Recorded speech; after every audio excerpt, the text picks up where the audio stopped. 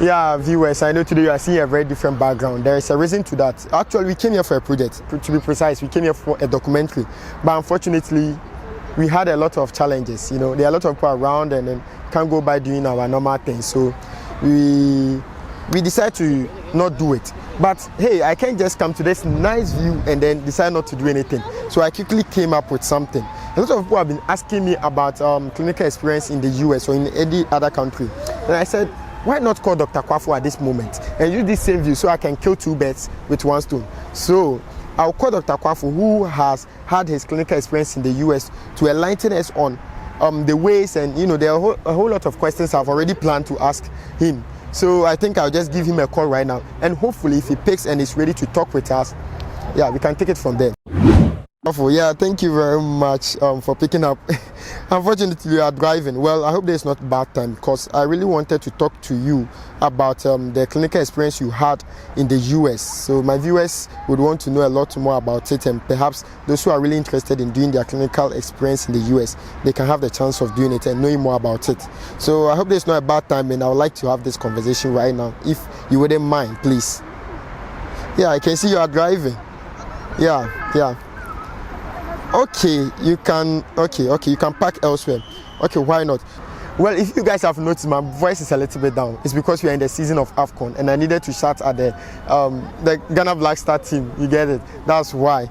Well, if you've not subscribed to the channel, please do where to subscribe. If you are a returning subscriber, thank you very much for coming back, because I have a lot of things for you guys, a lot of nice contents that I'm planning to create for you guys. So just stick around, and then do where to like this video and hit on the notification bell for you to be notified anytime I upload new video. Well, I think Dr. Kwafo has already packed. Hello, doctor. Yeah. Okay. Let's do this very quickly. So, a lot of people know you as Dr. Kwafo. Well, I know more than they do. So that's why I would be very happy if you could, introduce yourself. Yeah, who you are. Yeah, so you can take it from there. Thank you, doctor, for giving me the opportunity to share with your viewers. My name is Prince Michael John Kwafo. I had my medical studies in China, and I'm currently in the US preparing for the US medical license exams. So yeah, Dr. Kwafo, I would like to know, why did you choose the US to do your clinical experience? Why not any other country? In any country that you seek to practice or have your residency, during the residency application process, they want to know if you have some exposure in their medical field. They also want to know if you have any doctor who is already in the system who can recommend you. And so all these things has to be done before you get to the residency application stage. And one of it is applying to have clinical experience with doctors, of which at the end, the doctor can give you a recommendation letter. And also you can put on your CV that you've had such exposure in their health system. Yeah, I would like to also know, so inquiring the visa, is it advisable to use the fact that you've gotten the chance to have your clinical experience in the US to apply? Or what do you think? Do you think that's the best way to go about it? So in my opinion, there are agencies that can help you get a hospital for the clinical experience. Those agencies can give you invitation letters, but in my research and all that, the people that I know who use such invitations, they were denied. This is because you don't have the license to practice anything medicine in US. So the embassy wouldn't have any reason to grant you a visa just to come and risk their health system. Okay, so what people usually do is they apply for visa for different reasons. They can say they are going for conference, they are coming to visit a family, they are coming to tourism. So when they get here, then they use that opportunity to do that clinicals, whether 1 month or 2 months. So what I would say is that do not rely on invitation letter by agents. Find your own means of getting the visa, okay? And when you get here in US, the agencies can help you get the clinicals within the shortest possible time, as long as you are willing to pay. Some, they charge $500 a week. Some charge $1,000 a month, depending on the location and all that. So first, find your own means of getting the visa. when you come to US, then you can easily get connected with these agents. And also you can also begin to talk to the agents before you come to US, but do not pay any money to them until you are sure that you have the visa in your hands. Then you can confirm to them that now you are ready to take the opportunity. Yeah, I would also like to know, coming by visa these days, for the US especially, is very tough. So is there any other way apart from that way? Because now that you are telling us that it's not reliable, what other way can we use to get a visa? So what I did the first time was I applied that I was coming for conference. Okay, I was coming for the conference, but for some reason I couldn't attend it.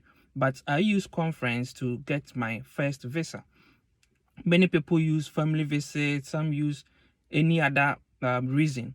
But I think the most reliable reason is conference. There are a lot of conferences available. You can apply, pay, get the invitation. When you come, the conference usually lasts for 3 or 4 days. And usually the visa you may get depending on the country you are coming from. If you are from Ghana, hopefully you can even get 5 years visa just for applying for the conference. The B1, B2 can earn you 5 years visa. So depending on the country, depending on the country you are applying from, you can get 3 years, 4 years, 5 years visa. And when you enter US with such visa, you will not be allowed to stay for probably maximum is I think 6 months. So when you use 1 week for the conference, at least you have some more days to use some of those days to get this experience before you leave. Okay, so I would say focus on getting conferences, maybe family invitation and any other thing aside using agencies' invitation letters. Talking about conferences, you guys can just hop on Google and you can get a whole lot of conferences that will be happening in the next 2 months, the next 3 months, and then you can take advantage of that. Well, it's just unfortunate that during this COVID-19 season, where most of these things are done online, where you don't have to go there, it's quite unfortunate. But I'm very sure that there are some still right on Google that need the presence of the individual over there in the US. So you can just take advantage of those. I think that will be okay. So Dr. Kwafo, is there any chance where you can be invited just to volunteer at a hospital? And even if you are called, is there a situation where they can provide your accommodation, maybe food, transportation, and even where you will sleep? Yes. When I came here first, I started looking for the hospitals myself. I didn't want to pay any agency, so I went to hospitals. And all the hospitals I went, those that were willing to give me the opportunity, they asked for my USMLE scores, which I didn't have. I had not written the USMLE exams. So I got an offer, which was to volunteer.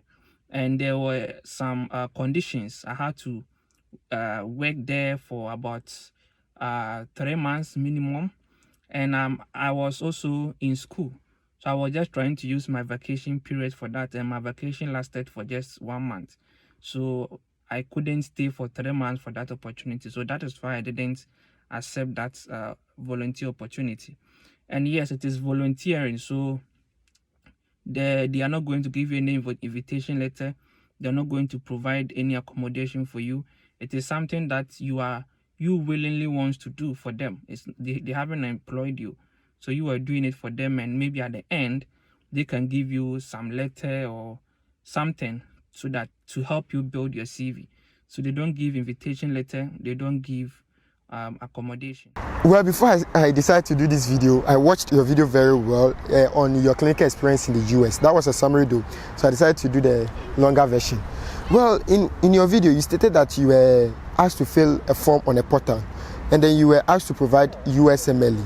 So I would like to know which of the steps were you asked, and which of them is very necessary at this point to have your clinical experience in the US. So they needed that I had passed at least one of the exams, either the step 1 or the step 2 CK. They just usually the US medical students, they start going to the hospitals after they have passed the step 1. So if you're a foreigner and you want to also be in the hospital with them, you should also pass the step 1. So they will know that you are, at least your knowledge level is almost the same, and you can be in the hospital. After passing that exams, they can kind of treat you like a US medical student. Okay, so as part of the US process, you should pass the step 1 before, and so they expected me to also have the step 1 before I was about to be in the hospital. Kind of 3 tests like the same students based on an examination. Wow. Well, I would like to know, can you do this particular exams outside the country, I mean the US? So these exams, the step 1 and the step 2 CK can be done in so many countries. There are a lot of countries that have centers. I just know of just 1 or 2 countries that do not have centers. So yes, you can write all these exams outside the US. Before the clinical section, you had to come to US, but due to the pandemic, it has been cancelled permanently.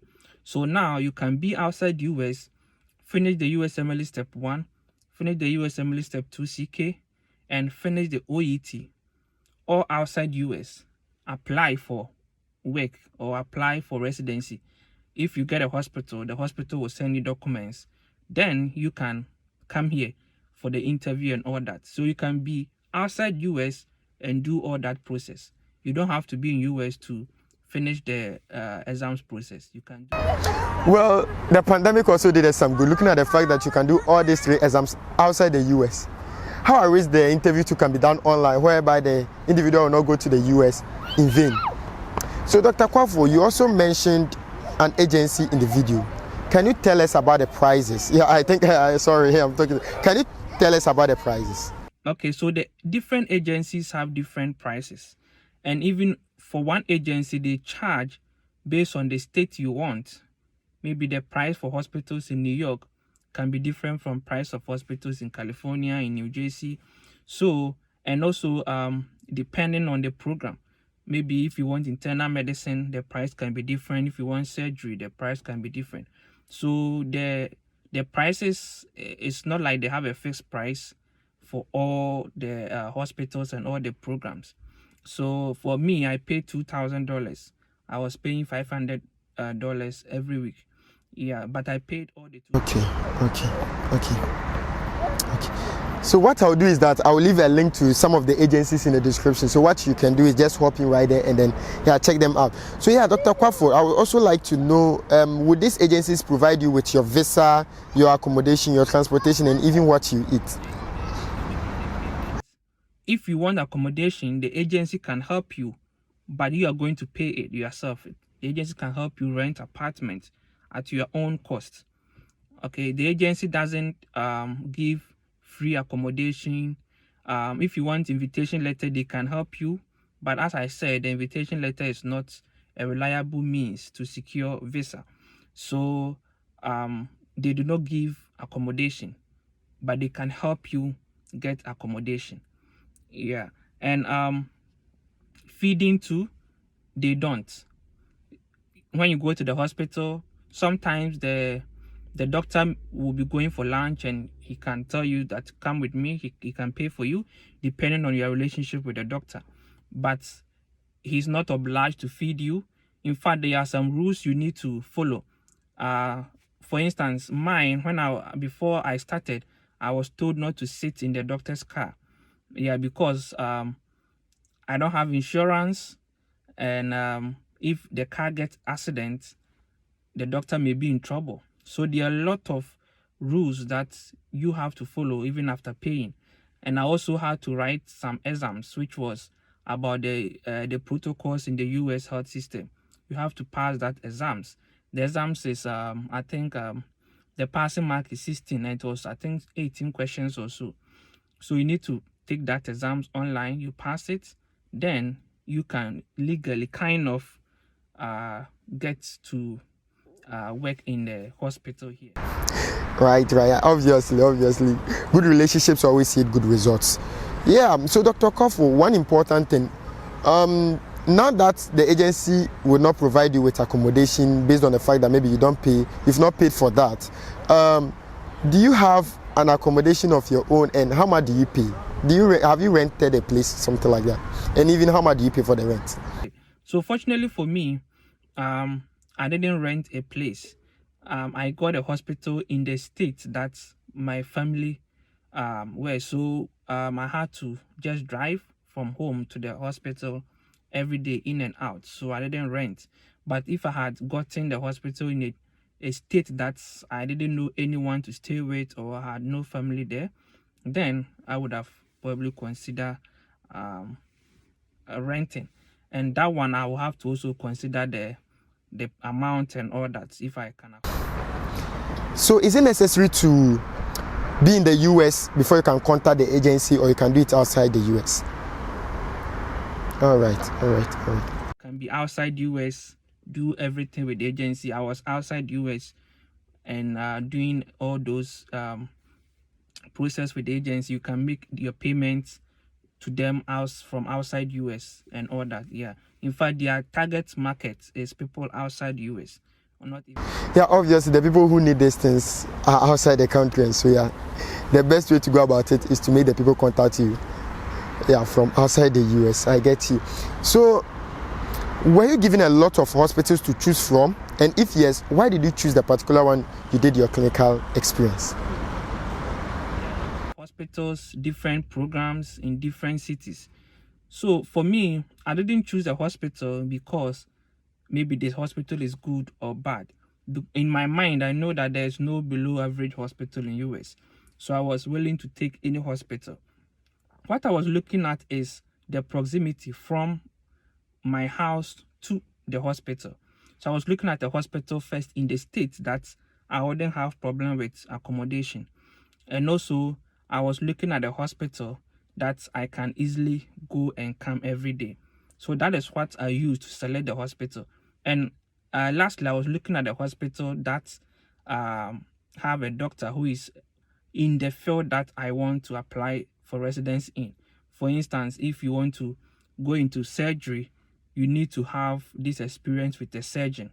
Okay, so at the end, you can have a recommendation letter from a surgeon.